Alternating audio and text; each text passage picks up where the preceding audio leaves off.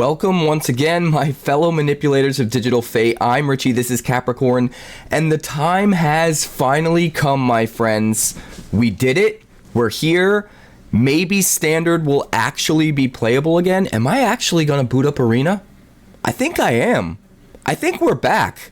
I think maybe, just maybe, we can start playing Magic the Gathering again, at least in Standard, and not feel awful about it, because today's bans, the banned and restricted list that was announced today is in full effect immediately. Look at this. It is glorious. 𝑉𝐵 banned. Screaming Nemesis. Didn't expect that one. Happy to see it go. Banned. Prof's Eidetic Memory. Absolutely needed to go. I think the Prowess deck was still going to be insanely powerful and tier 1 above everything else, even with _V gone. So seeing Profs go as well, very, very happy to see that. This is a new era, hopefully, for Standard in Magic the Gathering. Are you going to come back to Magic now? Are you going to start playing Magic again now that _V is gone? I'm certainly considering. I haven't played Magic in a couple weeks, to be completely honest. I've been super busy with covering spoiler season and a lot of other stuff that's been going on in my life. I just moved to a new apartment, or I'm in the process of fully moving to a new apartment. This might be one of the last videos that I make where what you see behind me looks like this. It's probably going to be different because I finish the move tomorrow so that we can have early access, go live for early access with my normal marathon stream on Wednesday, be ready to go in the new place. So look forward to that. But today, I'm just excited that Standard in Magic the Gathering is actually a thing again. It's actually a thing. So we're going to check it out really quick. We're going to go over the entire announcement and see what they said about why they decided to fix Standard. I mean, I think it's probably obvious, but let's see what we got here. So first of all, banned and restricted announcement, November 10th, 2025. Standard, _V, Screaming Nemesis, Prof's Eidetic Memory, all gone. Pioneer sees Heartfire Hero take a hit, which I didn't really expect, but I guess it makes sense. No changes to Modern. Legacy sees Entomb being banned, as well as Nadu Winged Wisdom. Probably a good thing. And then Vintage Nothing, Pauper High Tide. This is an interesting one that I'm just going to sit on for just a moment here. 1 blue for an instant until end of turn. Whenever a player taps an island for mana, that player adds blue to his or her mana pool. I guess it makes sense. This can be pretty gross in Pauper. I think they explain it further down. Alchemy, no changes. Historic, Force of Negation. Frantic Search, Mystical Tutor, Entomb, and Dark Depths. Historic is apparently going through some stuff. No changes to Timeless, and Brawl sees Strip Mine get banned, Mana Drain get banned, Chrome Mox get banned, and Ancient Tomb get banned. So apparently all of the old super powerful cards are a little too much for Brawl. Who would have guessed? Effective date, November 10th, 2025. Next announcement date, February 9th, 2026. I believe that will be after Lorwyn Eclipsed is released. Very, very interesting. It says, view a list of all banned and restricted cards by format. We don't need to deal with that right now. Howdy gamers. My name is Carmen Klomperens, and I'm a senior game designer on Magic's Play Design team. Welcome to the final banned and restricted announcement for 2025. A little bit overdue, Carmen. In our summer announcement this year, we saw a number of cards banned in Standard, but in the time since then, it has become clear that additional action would be necessary in a couple of formats. To that end, we've got a few different formats seeing changes today, with notes from myself, Jadine Klomperens, Eric Engelhard, Gavin Verhey, and Daniel Zhu to speak to changes in tabletop and digital formats. As a reminder from when we announced we would be lightly adjusting the timing of this banning window, we plan to move toward a more frequent announcement cadence to adjust formats as necessary, and there will be more details on that to come before the end of the year. In the meantime, I'm happy to hand the proverbial microphone over to Jadine Klomparens to speak to changes in Standard. We're also announcing that the next banned and restricted update will be published February 9th, yada yada yada. So it's almost like they're going back on what they said previously, that they're trying to limit the banned and restricted announcements to once a year and only have an emergency window right after a new set is launched. It seems like they're realizing that that's maybe a mistake, and that there are so many sets in Standard, so many years worth of sets in Standard, the power creep is insane, that maybe, just maybe, the game is a little bit broken and needs to be watched with a more careful eye. Let's move on. Written by Jadine Klomparens. Standard has been in poor shape for the past few months. Understatement of the century. The Izzet Cauldron deck has cemented itself as the strongest deck in the format and has had unacceptably high win and play rates over a sustained duration. This deck utilizes the Izzet Prof's Eidetic Memory core that we've previously seen power decks like Jeskai Oculus. That we've previously seen power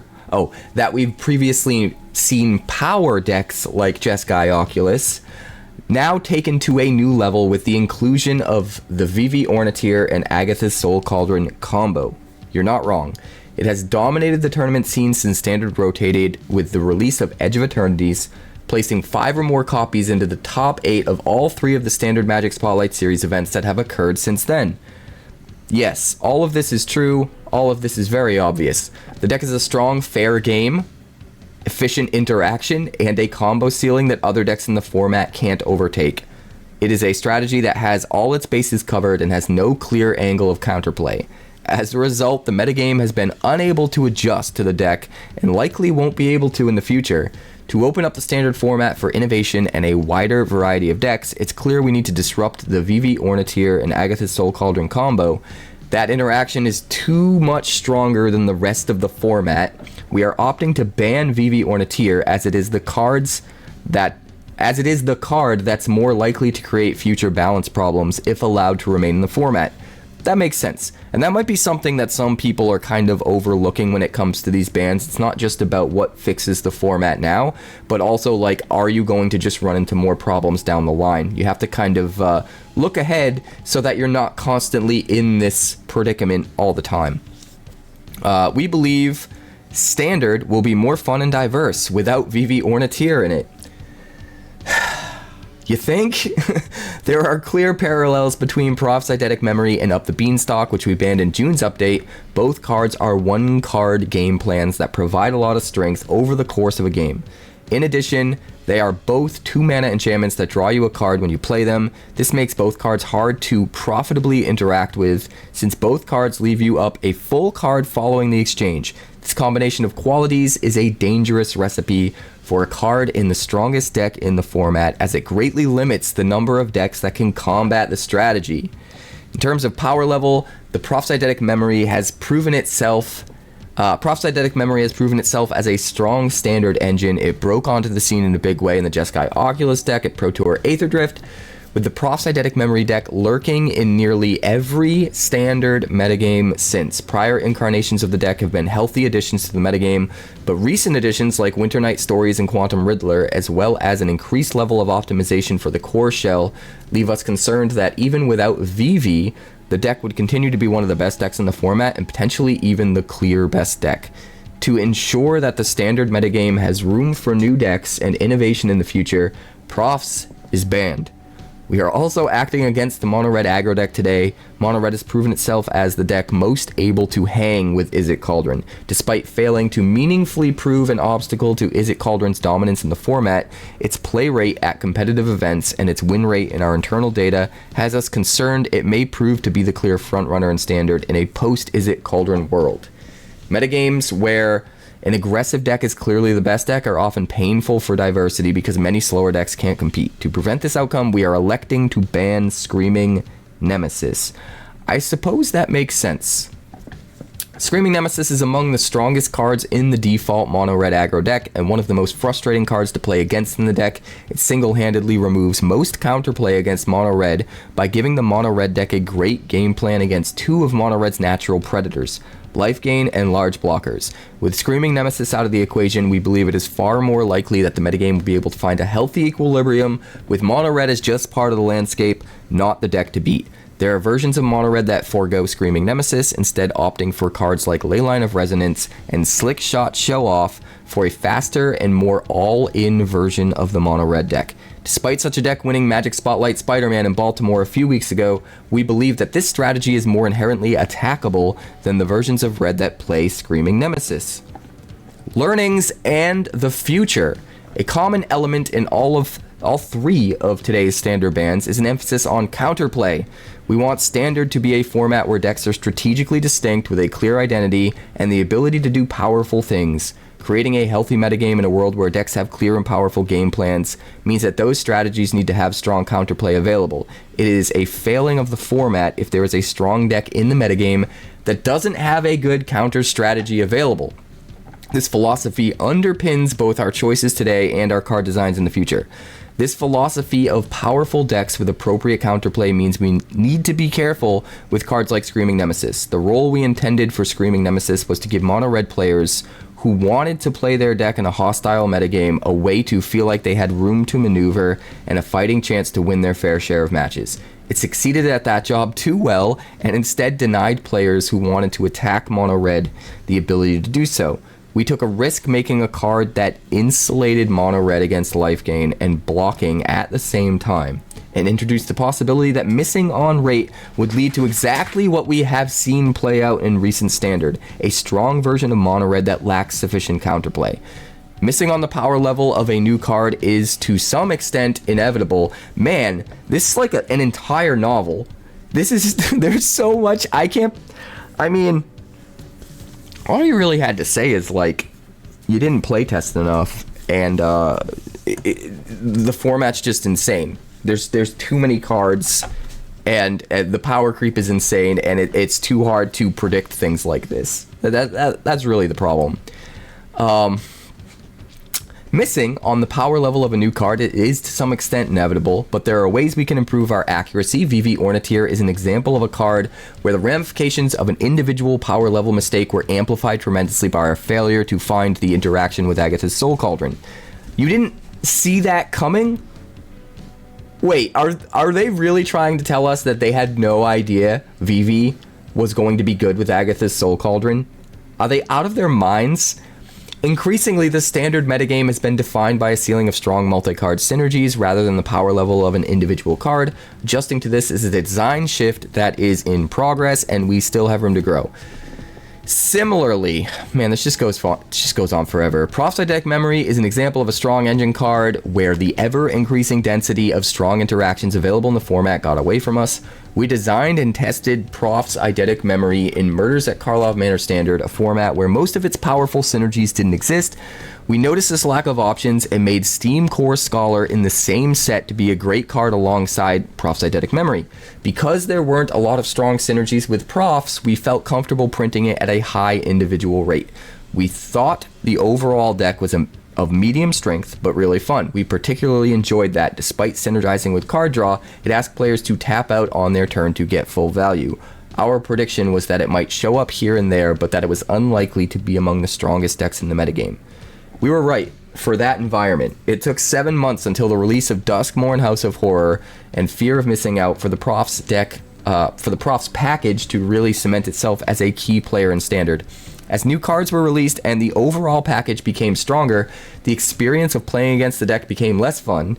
For example, the addition of Fear of Missing Out gave it access to bursts of combo damage that the versions we tested didn't have. So, wait, they weren't testing... This just speaks to all the problems I have with Magic's R&D right now. When they changed to a 3-year rotation from a 2, it felt like they weren't... They were going into uncharted territory. Normally, they test every single possible version of Standard, like a year before that version of Standard will exist. And when they changed from a 2-year rotation to a 3-year rotation, they kind of threw everything out the window, and they were like, it'll be fine. We'll deal with it as we go.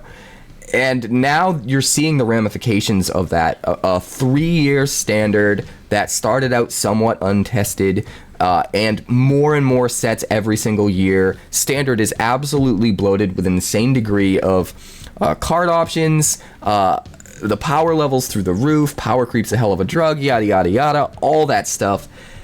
It's really hard for R&D to properly test. They're just in the deep end, and that's the problem when you have a standard environment that's like this one, is like they can't keep up with testing. They can't foresee every possible thing that people are going to come up with and test for it properly. The fact that they missed how good this was going to be and didn't properly test in that version of the standard format is just absolutely insane.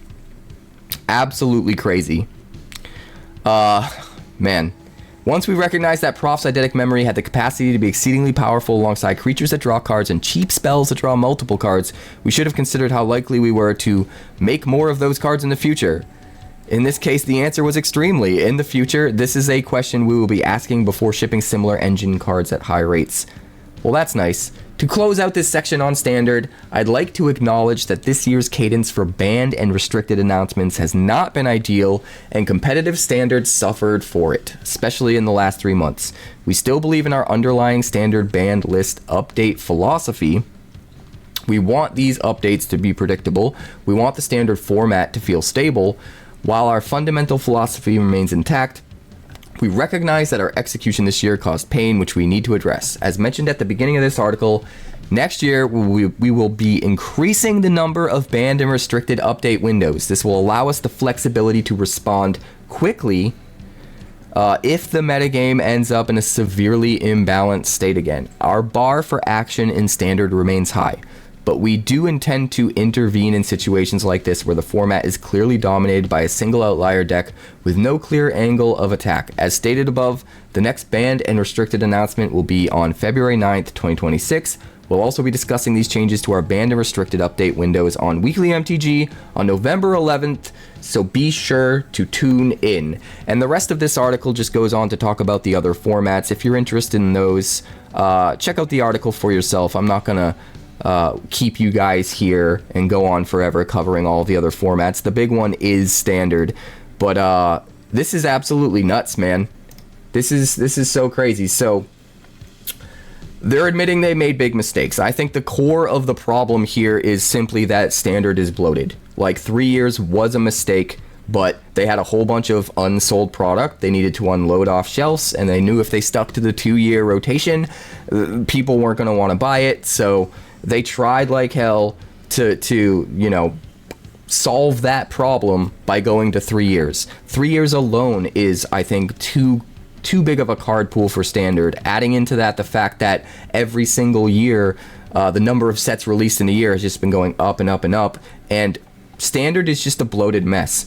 This hopefully solves it temporarily, at least enough that it becomes fun to play again, but I think we're going to keep having these problems, and it seems like they think that we're going to keep having these problems because they specifically pointed out that they need to make sure they have the opportunity to update the banned and restricted lists a lot more frequently moving forward so that they can address things like this. That tells me they're planning for things like this to happen more often in the future, which is just another piece of evidence that they just don't have what it takes to test the Standard format in this crazy, bloated, power-crept version that it currently exists as. So I'm a little bit worried about Magic for the future still. It's going to be a lot better for the short term with these bans, absolutely. We're going to dive in and play some games and see how it feels. And especially looking forward to Avatar Early Access. So if you're interested in checking that out, that's happening this Wednesday and Thursday. We're going to be doing a marathon stream on Wednesday and then a finale stream on Thursday. I'm going to be doing a whole ton of crazy new deck ideas, and we're going to be diving back into a Standard that at the very least is going to feel better. So I'm excited. Let me know in the comments what you think of this, what your thoughts are on all of this, if you think I'm on point or if I'm way off. Let me know in the comments, and I'll see you on the next one.